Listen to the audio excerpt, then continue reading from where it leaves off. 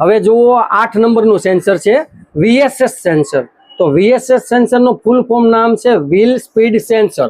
અને એ તમે જુઓ કે એન્જિનમાં અહીંયા એન્જિન આરે જોઈન્ટ આવે છે, અને બીજા ગેર આરે કનેક્ટેડ હોય છે। તો VSS સેન્સર બધી ગાડીમાં નથી આવતા, અમુક ગાડીમાં આવે છે ને અમુક ગાડીમાં નથી આવતા। તો VSS સેન્સર જેમાં આવે છે તો એનું કામ શું છે? તો VSS સેન્સરનું કામ છે ECU ને ફીડબેક આપવાનું। માનો કે જે બધા સેન્સર છે એ કઈ રીતે કામ કરે છે, ખોટા રીડિંગ આપે છે કે સાચા રીડિંગ આપે છે, એ ECU ને ફીડબેક આપવાનું કામ કરે છે કે આ સેન્સર આટલું કામ કરે છે, આટલું કામ કરે છે। જે સ્પીડમાં તમે ગાડી ચલાવો છો તો કેટલી સ્પીડમાં કેટલી ગાડી ચાલવી જોઈએ અને કેટલું સેન્સર કામ કરવું જોઈએ એના ફીડબેક ECU ને આપે છે આ VSS સેન્સર। તો VSS સેન્સર જ્યારે ખરાબ થાય ને તો ECU એની પાસેથી સંદેશો માગે છે। તો VSS સેન્સર ખુદ એમ કે હું જ ખરાબ છું તો મારે બીજા સેન્સરનો કઈ રીતે સંદેશો આપવો? તો VSS સેન્સર ખરાબ થવાનું કારણ એક જ છે, એન્જિન ઓઇલ।